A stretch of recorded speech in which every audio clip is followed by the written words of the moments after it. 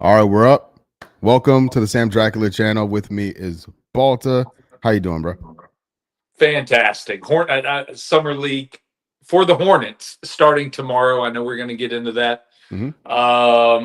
Just really waiting until then. I've had to watch all of these other, prospects, get there first and all of the overreactions that we always have with that. I'm ready to overreact myself. No, it's the best time of year because you can't really lose games yet. So it's all upside. It's all excitement. Hopefully, uh, unless someone gets hurt, which we're not going to talk about because we're wishing good things upon this next 12 months. But thank you so much for joining me. Thank you so much for watching, either if you're live or on replay in the stream/video. We're talking Charlotte Hornets free agency haul. So everybody that's brought to the team or returning to the team since the draft, specifically Mason Plumlee, Trey Mann, Pat Connaughton, and Spencer Dinwiddie.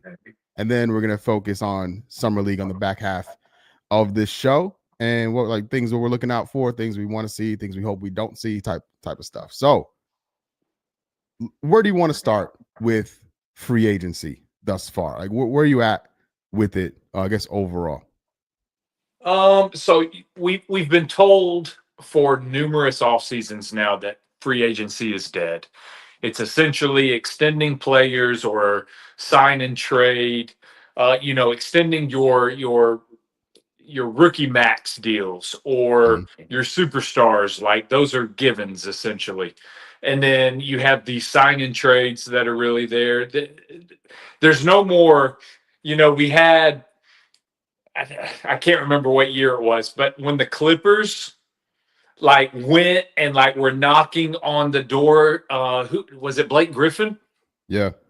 Yeah, and like none of that is a thing anymore. And like when we were waiting to see where Kawhi was going to sign, I don't like people thought it was going to be the Lakers, but then I think the Knicks were in play, and then he kind of surprised everybody when PG went to the Clippers, and then he signed with them as well.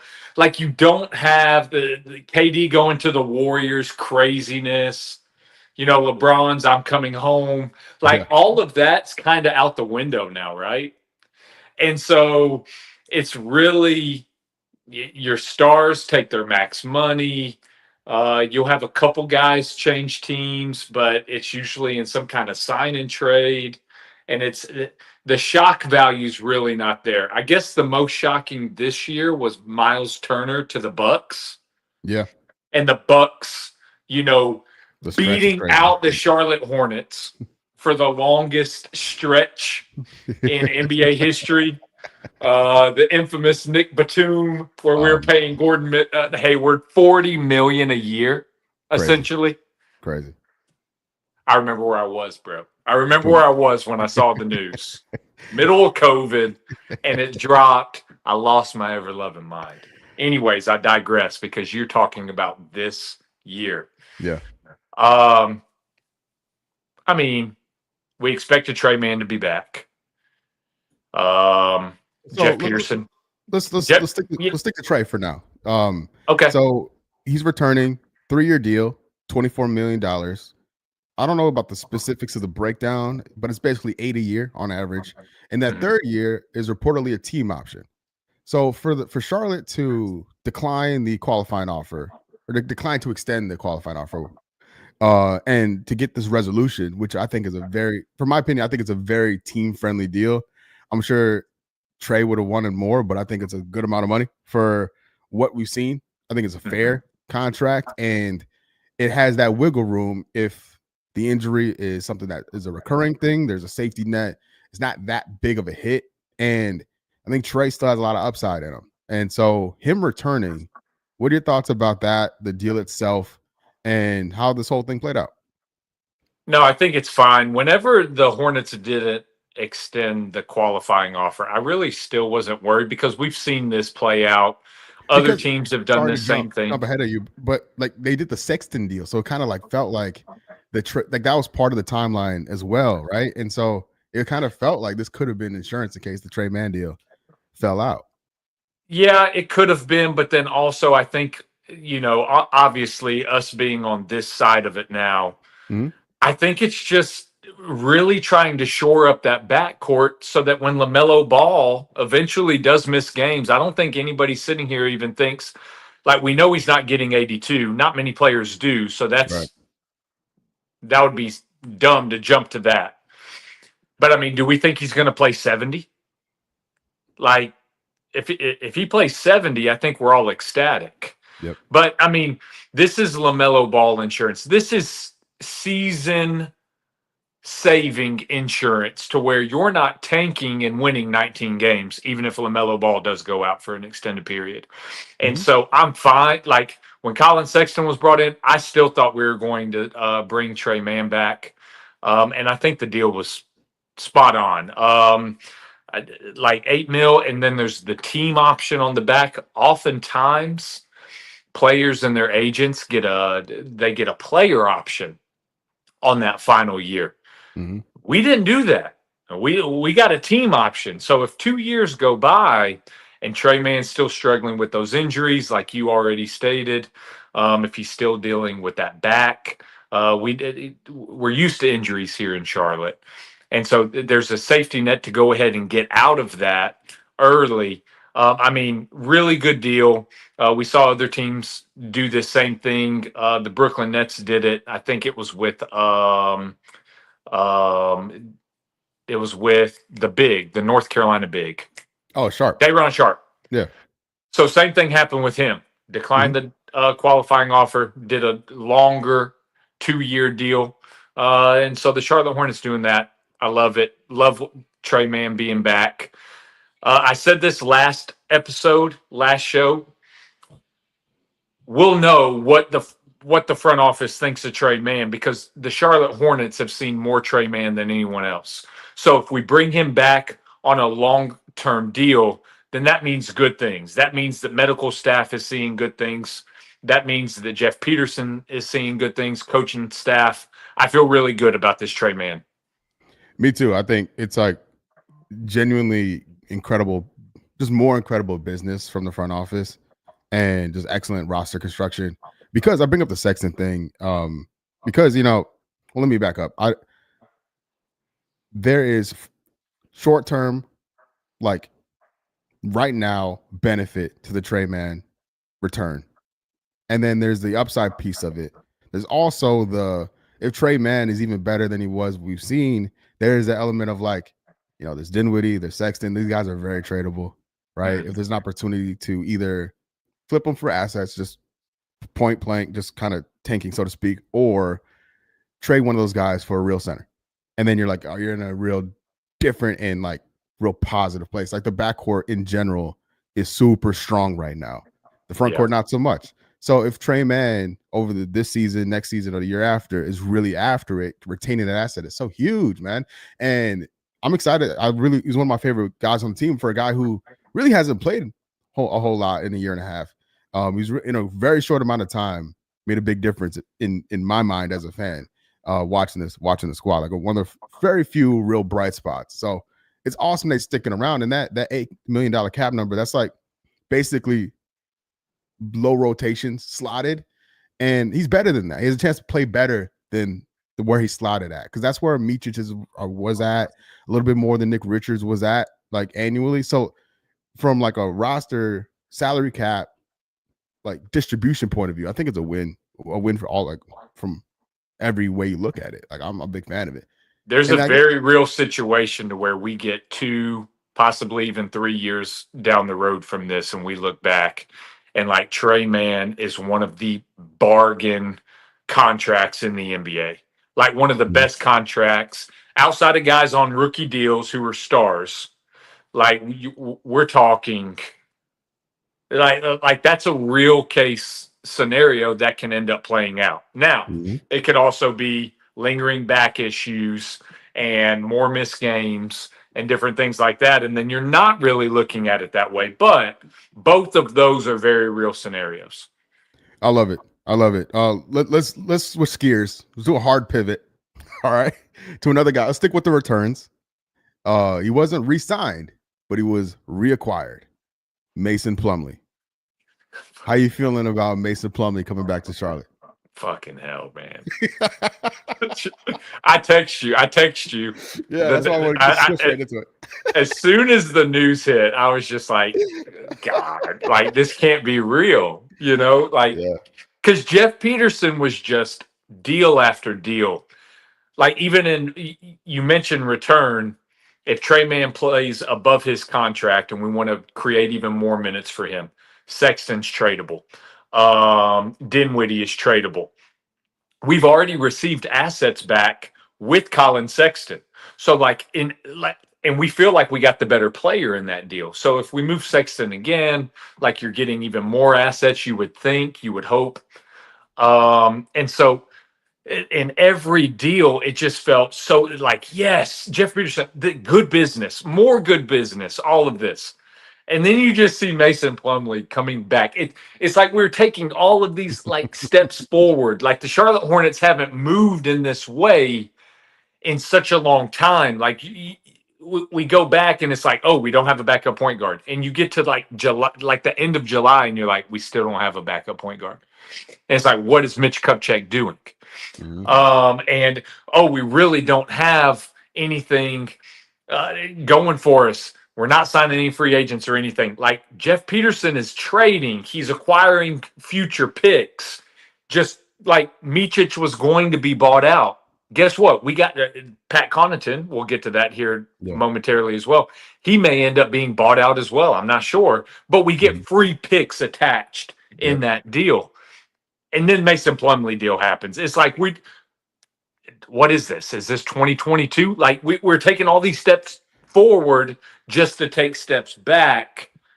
And so it's just like, oh my goodness, like we're just living this time continuum, like it's the Twilight Zone where we're trying to move forward, but then we're like an old girlfriend hit us back up and it's like, hey, how you doing? And we're like, okay, come on, like we can hang out tonight. It's fine. I ain't got anything else going. I ain't got anything else on my plate.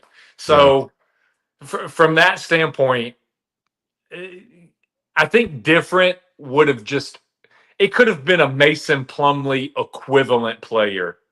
But if it's just a different name, it's better because it's different. It doesn't feel like we're moving backwards with that deal, essentially, and bringing back all of the Plum Dog, being point center and all of the experience that goes with him. Yeah, I'm not excited. Respectfully, I'm not excited to watch Mason play basketball for Charlotte again. Respectfully, because he is an NBA quality, like an NBA level player, like that, where Taj Gibson wasn't. Yeah. Right? And if you're looking at agreed the three centers they got, like Kalkbrenner, rookie, Diabate, we know he's a pro. We know Mason Plumlee's a pro. Mm-hmm. It's like, and then you kind of like weigh it up against what the team's actual expectations are. Like they needed an adult in the mix. It makes sense on that. Well, I think where it really gets me, where it like shoots me in the heart, is like they couldn't have waited. Like, why'd they have to do that on the day? On the day, like just kind of Mason, I know could probably help out some teams, but like it can't have been that crazy of a market for him. And today, sitting here, like you got Tristan Thompson still out there, DeAndre Jordan, Thomas Bryant. These are all guys of that tier, and they're still there. And so I would have just preferred to not have my serial shit in when all these good things were happening. Because like it was like this, like really smart decisions all throughout it. And I'm not saying this is a dumb decision. Sure. I'm just saying it just kind of it's a bit of a bummer amongst all the other good things that were happening. Yeah, it really took a shot to the vibes. That's really what happened. Mason Plumlee, as you said, he's still NBA quality player. I think he turns 35 this season. He's older. He's one of those guys who you can play and he's not going to kill you when he's on the floor. I'm not going to say that he's going to be a net positive either. Yeah. All right. So don't get me wrong, but he's not a guy that's just going to kill you, and he's not going to be he's not a guy that's going to take away minutes from Diabate and Kalkbrenner. Like they still should get their minutes and chances, but he's a guy that you can plug in, and if you have an injury, if you need just some minutes here, just for whatever reason, you can go with Plumlee. It's not a terrible decision from a basketball point of view. It just really sucks that he's back, honestly. So sitting here July 10th, who do you think the starting center is? Because I think Diabate will either start or be the second center, no matter how you shake it out. And then you got Plumlee and you got Kalkbrenner. Where do you rank them? Not you personally, because we know Mason probably be last. But what do you think the Hornets will do? Because I have a feeling Mason's going to start when the season starts. And it's going to be Mason, Diabate, and Kalkbrenner when the season tips off. Well, Sam, I will say this. I'm glad you're asking me today, July the 10th, because if our boy Ryan Kalkbrenner comes out tomorrow slanging, I'm about to get crazy with it, because that's what Summer League is for. Yes. That's what Summer League is for. But you're not asking me tomorrow. I'm asking right now. Who do you think the Hornets are going to, like, in their plans and in pencil, what do you think the Hornets have slotted as the starting center right now? I want Diabate to be the starting center because the energy on the floor that he brings, it's the equivalent of anybody else in the league from just an energy standpoint. I'm not talking skill. I'm not talking about his bag. I'm not talking about anything like that.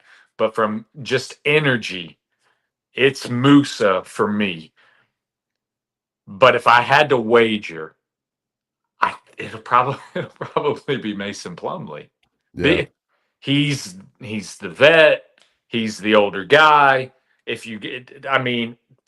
From how the on-court basketball is going to flow, he's played with a lot of these guys before. And so whether you thought the synergy was there prior or not, I don't know. But that probably speaks to something as well when the decisions are being made. And it wouldn't surprise me at all if Mason Plumlee ends up starting game one. Yeah, that's where I'm at. A lot of things can change during the season, but I think that's where we're headed in a quick way. What are we going to do? Sam, what are we going to do? So you've asked me before, what do you think it says if the Charlotte Hornets bring back Taj Gibson? Yep. They're not doing that. We see that. I want to change the name in that question, and I want to throw it back at you. What do you think it says about the Charlotte Hornets that they brought back Mason Plumlee? I think we're headed for the lottery. We got we're on a rocket ship to the lottery. 100% agree with you. Which is fine. I don't want another 19-win season, right? But as we've seen, you don't need to be the worst team in the league to have good lottery luck. The Hornets don't even need the number one pick. But what they do need is to continue to add young talent. And I will say, with the Mason Plumlee acquisition, and then you're talking, like we talked about, we're just going back to Sexton, Dinwiddie. Those guys are tradable assets. Depending on how the season goes, there's the opportunity to flip those guys to contending teams, take on money, bring in more assets, and make something happen long term. So this franchise has been this ownership and front office have been really patient and opportunistic. Those are the words they keep throwing at us. I don't see that changing right now. So yeah, I think Plumlee on the 1-year deal on low money, it just reeks of we're on a rocket ship straight to the lottery. Agreed, and wholeheartedly. And I don't think that that's what fans want to hear, and I don't even know if that's what fans are believing at this point. Because the East is weak. You look across, tons of injuries, whether that be to the Celtics or whether that be to the Pacers. And then you look and the Wizards have a bunch of young guys. And then the Pistons lost some dudes. And so you kind of look across the landscape And you start to wonder, hey, if they stay healthy, Yep. Colin Sexton is good. Trey Mann's good. LaMelo Ball's still good. Brandon Miller's good. Hopefully Knippel's good. I also hate how much better Atlanta got as well. I agree. Yeah, Orlando too, man. It's crazy. Yeah. I mean, come on. But yeah, we're headed back to the lottery. And it's not a bad thing. It's what I think. I've said this prior on prior shows. I think when the front office took over, that they actually saw this as a 2-year plan. Loaded top of the draft in 2026. So I mean, if the Hornets get another top 4, top 5 pick, they're going to get Amazing, man. somebody super talented. And so I think that's what this team is looking at. I don't think they'll tank because it doesn't work. I don't think that anything. I don't think Utah Jazz are going to be sitting people this year. I think they're just going to straight up They played out. suck, Yeah. and so they're not going to win. But like, we're not going to see that anymore. Atlanta Hawks winning the lottery, the Dallas Mavericks winning the lottery. That's kind of changed. Both of those teams in the play-in winning the lottery the last 2 years. Hey, win as many games as you can. We're not going to be very good. Our front court situation is not great. We have a ton of rookies on this team all of a sudden. We're probably definitely going to deal with injuries. We already are. Yeah, we're headed to the lottery. Yep. I would love to be wrong though. It'd be fun to see this. Oh my gosh, I would love to. I just think this is where the expectation is for now, given what we've seen and how they've attacked the offseason so far. So let's go Dinwiddie next. All right. Dinwiddie comes in on a 1-year deal, basically a vet minimum, right? Like we're talking like 2.2 mil for the season. Played in Dallas last year. Wasn't like put up some good numbers in Dallas. He's 32 years old, so like you kind of wonder like when it's gonna fall off, but he's not there yet. He's another quality, like NBA quality rotation guy today. And the Charlotte Hornets have never had a guy like this during the last 5 years. So there's a potential of like a bench rotation of Sexton, Dinwiddie, and Trey Mann. And like that is such a crazily like robust and healthy situation that it has me like thinking like there is redundancy there if they want to go in that direction and change things around. So what do you think about the Dinwiddie acquisition? Oh, I love it. I've been a big fan of Spencer Dinwiddie. The Brooklyn Nets have a way of having these point guards who can really score, but then they just like don't repay them or bring them back on deals. We're seeing that with Cam Thomas right now. So Spencer Dinwiddie, shout out to his Brooklyn Nets days. He's kind of popped around the league here recently, but I mean, he averaged 12 points a game last year. I mean, like, this is a guy who can score. This is a guy who can lead a unit. I feel great about this. The fact that he signed here on a vetman, like, I would have thought that other teams would have offered him that as well, and maybe he would rather go to those situations and circumstances more so than Charlotte. But I'm happy for him to be here, and I think with him signing here, he was probably told some things about playing time. So I think he's going to be in the rotation, whether that's a 10-man rotation, an 11-man rotation. I don't think this is a one of those things where like he's just waiting in the ranks for somebody to become injured. Like he's going to play. That was legit. I think he's going to play more than I think we're going to see more of him than we saw of Seth. Respectfully, I think it's a crazy, serious upgrade over the likes of Damian Baugh and Isaiah Wong that we've seen lately. My gosh. Even his fellow Colorado Buffalo KJ Simpson. Like it's an objective upgrade. For the cheap without having they got better without giving anything up. And anytime you can do that, that's a massive. That hasn't happened a lot for us. Hell no, man. Hell no. Like this is a really smart move. So like you're talking. I mean, you already mentioned some of the names, but then you got Micic and you got Teo Maledon. Yeah. And it's Shit. like, Ntilikina, man. yeah, like, I mean, My guy yeah, Wanamaker. Frank Ntilikina is just sitting there with his broken wrist for months. No, like this is good stuff. Okay, last but not least, Pat Connaughton reuniting with Charles Lee. Speaking of Micic, getting Micic out of here for real, officially. And the Hornets acquired 2 second-round picks from the Milwaukee Bucks that are like 5 and 6 years from now. Who cares? For a team that that's going to be paying Dame Lillard $20 million for the next 5 years, for a team that may not have Giannis Antetokounmpo That's right. at that time. When those second-round picks come around, them things could be like the 31st or 32nd or 33rd overall pick in the draft. For Micic, for respectfully, nothing. And Connaughton will be long gone by then. It's like, you know what I mean? But this type of move is so fucking smart. I can't get over it. This may be my favorite move of the offseason. And it's something that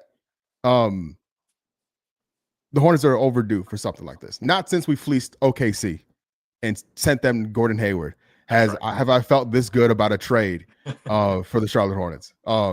That's gone through. That's gone. The Mark Williams one that would have been it, but that got taken back. I got you. So that didn't happen. But hey, Mark Williams one's that's good. But no, yeah. What do you think of this deal? Good business. I mean, how do you give away a player that's not going to play for either team and still get 2 picks in return? Like, Micic wasn't playing for us. Mm-hmm. Milwaukee already bought him out. He returned $6 million. Did you see that report? No. Yeah. So he returned 6 of his $8 million. So he's only walking with only $2 million to not play for said team.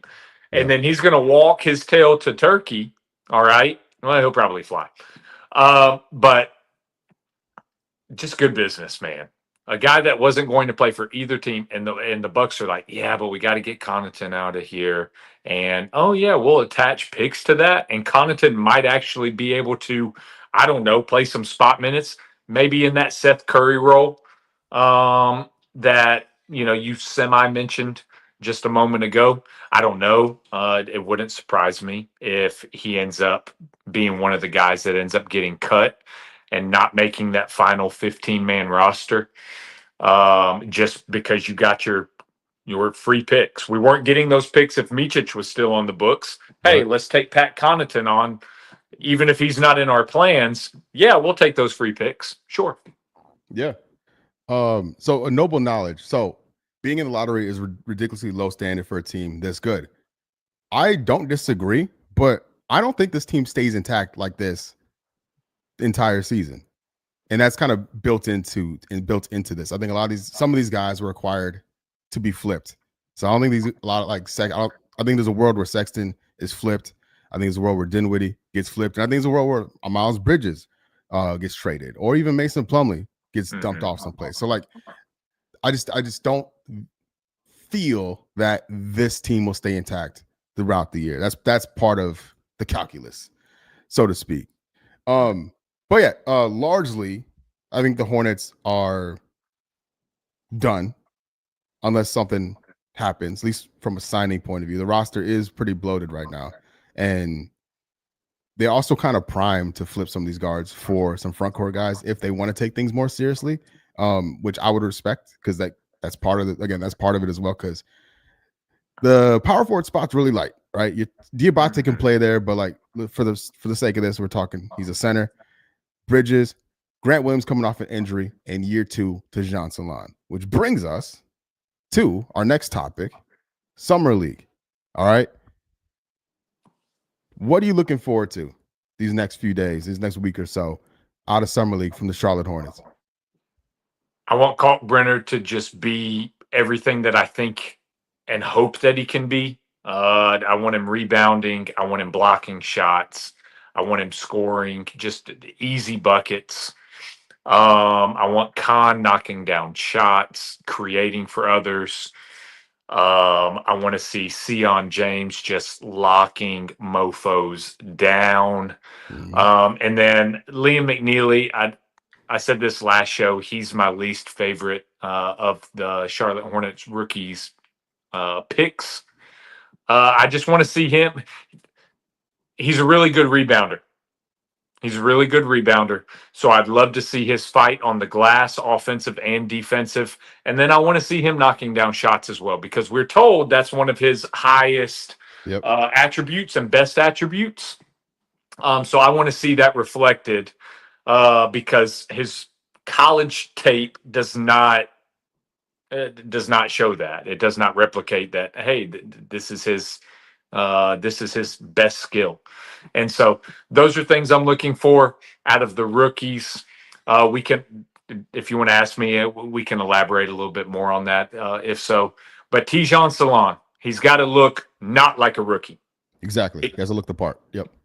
It's like you're not a rookie.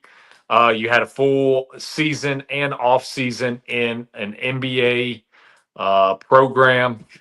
You can't look like a rookie. I want to see him, just his body, his movements. I want him to look more fluid. I want him to knock down shots. He's got to be a better rebounder. He's big and tall. Like he's got to be better rebounding, and he's got to be a better deterrent defensively as well. He's tall. He's long. He gives good energy. Yep. And so like these things have to start translating. His foot speed is what gets him. He's a little clunky on his feet, on his toes. That's what gets him. But his motor and his size are there. So you want to start seeing that affect the game more, whether that be box score or also just, those things that don't show up, at the end of a game. So those are the big things I'm looking for, because everybody else on this roster, I mean, who cares, right? We got our rookies. We got Tidjane Salaün. The rest, like maybe somebody's fighting for that third two-way, whatever. I mean, I'm not really going to take too much unless somebody just really pops, and then we can discuss them at that point.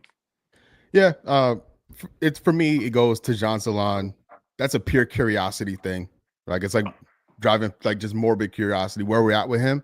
Mm-hmm. I have very low expectations for him compared to what I want to see from him. Whereas Knoepel, I need I need to see him click like right now. Like that's part of the package, is him being NBA ready and looking like he's involved. So I want to see if he can keep up athletically, and what he looks like on defense. I know summer league defense is what it is, but I want to see if he looks the part and fits in that degree. But like you mentioned with Salaün, like that's like the biggest wild card for the Hornets the next few years here is what can he be? What can he turn into? And by all accounts, he's like put on like good muscle. He stayed in Charlotte to stay focused on this. I think he's really about it. Like I think he's going to be a pro. How good he'll be, I don't know, but like he's taking the shit seriously, and it has a chance to be something special if he sticks with it. So I'm really want to see, like the guy we saw last summer did not look like an NBA player at all. And I just want him to I want to check that box. It's like Tidjane Salaün is a certified NBA player. Looks like he belongs on the floor amongst other high draft picks, especially, and not someone who's getting outclassed by someone who's not going to be in the NBA at all. Like that is what we saw last season. And I don't want to see that this time. So Tidjane, Knoepel, and then to your point, I agree with you with Kalkbrenner, especially if that shot is legit. That is an element we have not seen in Charlotte from that spot, a real stretch five in the city in a long time. Guy who could. Kalkbrenner he's really interesting. That could be real nice. Because I mean, he's huge. Yeah, he's a legit 7-footer. Yeah, he weighs 265 pounds, somewhere in there. Like he's a big body. Now, how strong he is, how much he'll be able to take contact in the paint, different things like that. I think how he looks on switches and things because he can get, but you take that trade off because the Hornets don't have that size otherwise. They got Mason Plumlee, but you know what I mean. Like a real shot blocker, that's not Mason Plumlee's thing. No, not at all. And so you kind of you can't have it all with one guy. So if the athleticism is at a point that's acceptable and the shot blocking is there, plus the shot making is there, that is a real combination for something really special going forward. And with, again, going back to what we were talking about earlier with like the lottery, that would change my outlook on this whole thing. If Brenner is him already.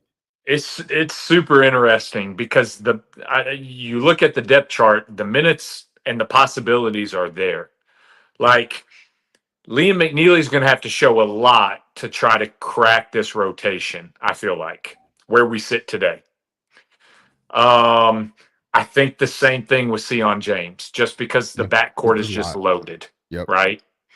Kalkbrenner, like it's right there, bro. Mm-hmm. Like so.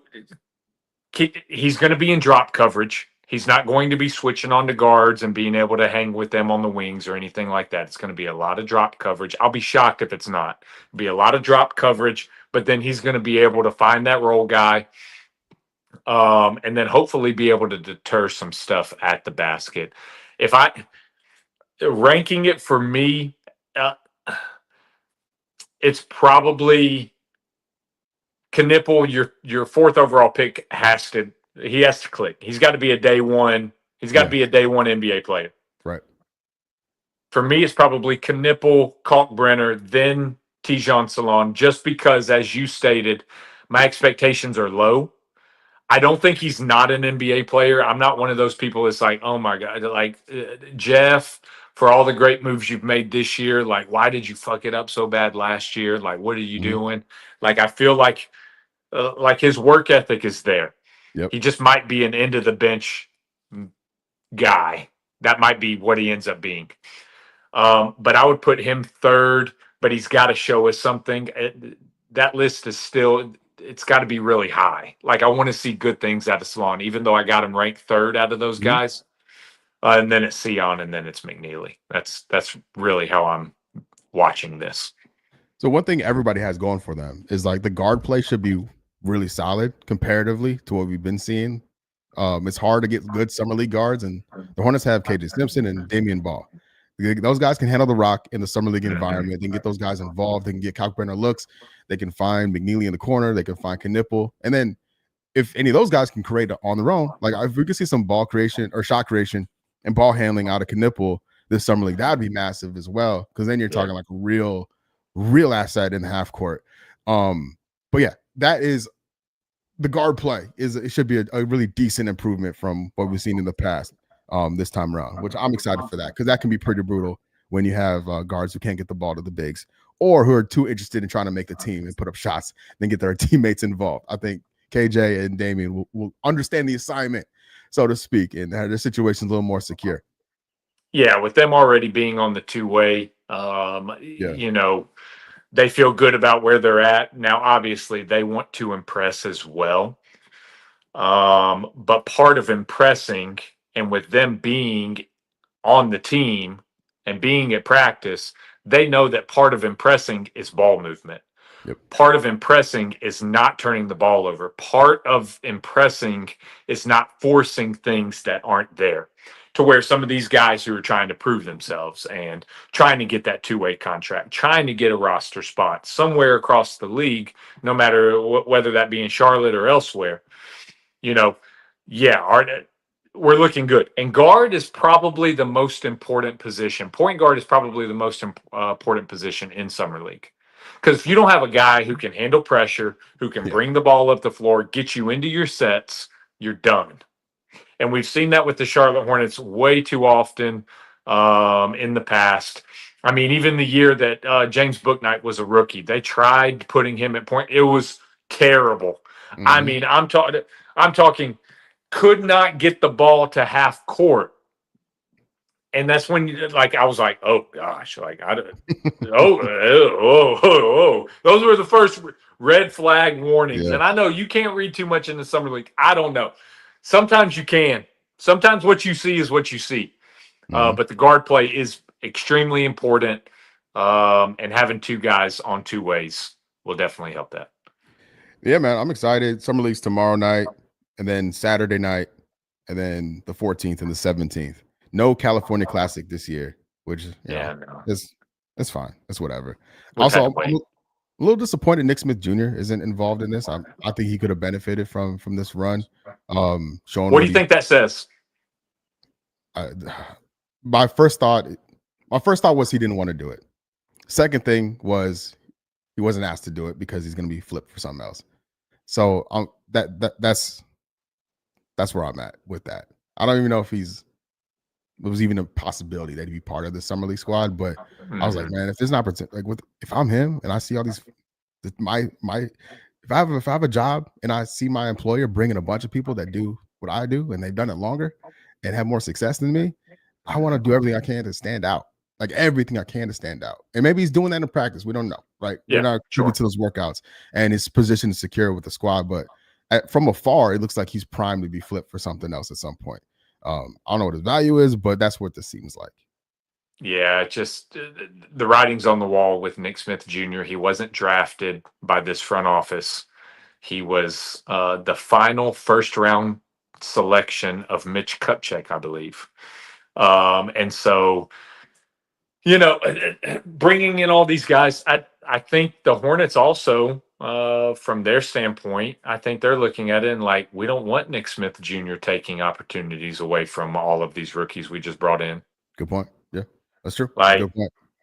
Let's see what these guys have. We know what Nick Smith Jr. can do. We watched him all last season. We've watched him over the summer. And, so I think those extended opportunities for Khan and Sion and in the backcourt, you got Ball, you got KJ. I think you're kind of set there. And even McNeely, if you wanted, I don't think he's a 2, but, you can start to make sense of why he's not there. Yeah, and we know Nick likes to put the ball up, and there's not that many shots available for everybody involved, so that does make sense as well. But we're almost 24 hours from right now as we're speaking, so I'm excited for that. For the channel, I won't be streaming during it. Probably do some recap videos during after the fact. Maybe I'll stream some of these as we go about it, but I'm really excited to get some Hornets basketball back in my life, and it's in a run where I think it's trending in a very positive direction, and it's a good place to be, man. I'm here for it. It's highly interesting. I mean, we drafted 4 rookies, right? Yeah, and so like in years past, the last time I felt like this where you had so much to watch for was the Kai Jones, James Bouknight, JT Thor draft. You had more than just 2. You had 3. Yeah. I think there's a 4th guy in there as well. Yeah, Scotty Lewis, right? Yeah, Scotty Lewis. Scotty Lewis was there. Yeah, it's awful. Yeah. And so, you had so much to watch and look for. You have that again. It's not like last year we were just watching Tidjane Salaün for it, right? Yeah. Like we wanted to see, hey, we reached on this 6th overall pick. He wasn't on the radar. Then all of a sudden he flew up our board. We find out the day of that we might be taking this guy that a lot of people had outside the lottery in what was supposed to be a down draft. And so that was exciting to watch him and gear up for that. This year, there's just so much to watch. So yeah, I think this is one of the more anticipated Hornets summer leagues in quite some time. I'm here for it. Glad for it as well. But I appreciate you for hanging out and chatting Hornets with me. We'll do this again probably sometime next week. So make sure you subscribe. So stay tuned for that. Any final words before we say goodbye? Let's go get this ship. Hang the banner if we win Summer League, baby. Let's go. I love it. All right. Thanks, everybody. Peace.